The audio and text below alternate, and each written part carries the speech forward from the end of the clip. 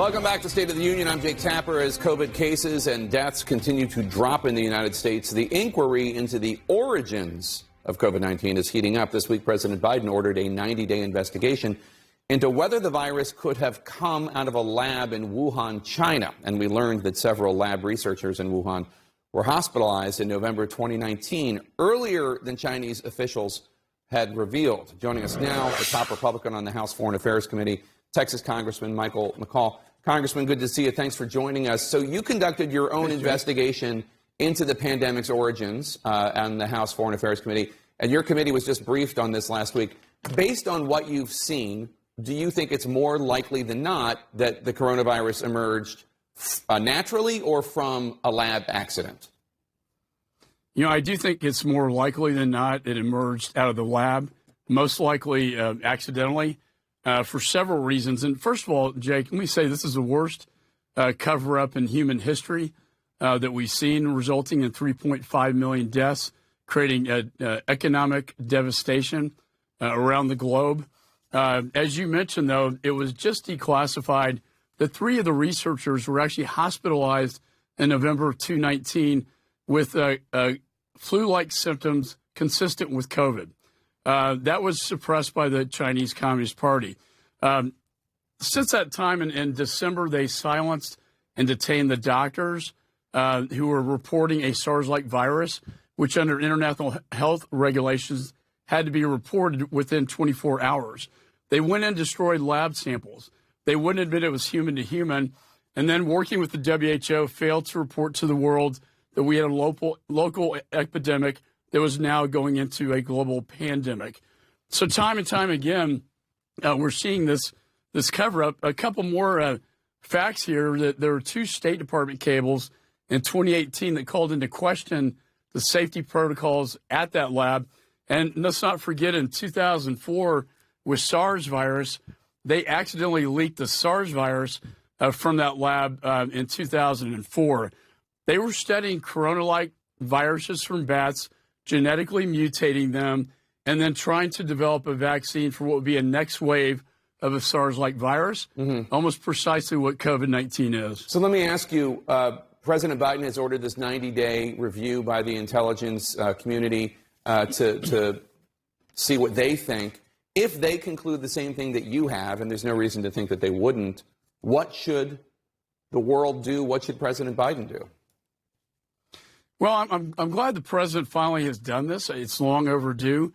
I think because they have destroyed everything at the lab, it could be very inconclusive. We have signals intelligence and human and other forms of intelligence, but it may not be 100%. But I think saying it's more likely than not is probably the right answer here. My response to this whole thing is supply chain. We need to pull our supply chain out of the region, that being medical supply, rare earth mineral supply, and a bill that's going through Congress right now, bipartisan, I'm working on, the Chips for America Act, advanced semiconductor chips, which are the brains and everything from your iPhone to the F-35. If we can pull these chains out of China, it will hurt them economically, and that would be very punitive in nature. I want to ask you about this pressing life or death issue in Afghanistan right now that you and I have talked about. Thousands of Afghans who helped U.S. troops could be, and in all likelihood will be, slaughtered by the Taliban once U.S. service members withdraw completely. Chairman of the Joint Chiefs, General Mark Milley, says that, quote, there are plans being developed very, very rapidly, unquote, to evacuate them. The head of the nonprofit group No One Left Behind, who you and I both know, he says that these Afghans and their families should be immediately evacuated to Guam. And after they're safe in Guam, the U.S. can deal with their visas, et cetera. Do you support that idea? Well, I do think they need to be protected. General Milley said that, we need to keep our promises here. We have a moral responsibility and obligation to protect them. Who are these people? There are about 18,000 of them that have applied for special immigrant visas because they served with our special forces, with our troops in Afghanistan. The interpreters put their lives on the line. Our guys couldn't have done the job without them. And, the old saying, no man left behind, no one left behind organization. It's a fine organization. with special operators who have worked with these people. For us to leave them behind only to be slaughtered by the Taliban, which is looking more and more like what's going to happen here, would really be unconscionable. So when the State Department says, oh, it's going to take a year or two to process these visas, and remember, that's 18. There are probably about 50,000 of them. We can't leave them. As the military is talking about withdrawing in July, they're going to withdraw earlier than we anticipated, and that's when they're going to be in the bullseye and the target of the Taliban. Yeah. I think we could easily, and General Milley has said this, and General McKenzie, the CENTCOM commander, has said that they have plans, contingency plans underway to evacuate them. They have the capability to evacuate them out of the United States or the Afghanistan. Where that is, that's really their choice to make.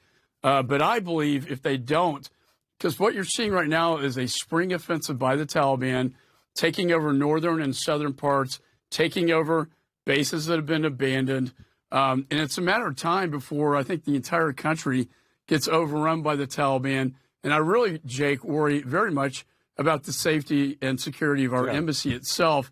I don't want to see another Saigon go down like we saw in Vietnam. The same thing happen in Afghanistan. And lastly, the women left behind, we're already seeing what they're doing to them in the schools and how they're going to degrade women and little girls in Afghanistan. I think the decision made, the president made this decision, but I don't think they were really prepared for the aftermath and what is necessary, both from a human refugee standpoint and from a counterterrorism mission standpoint.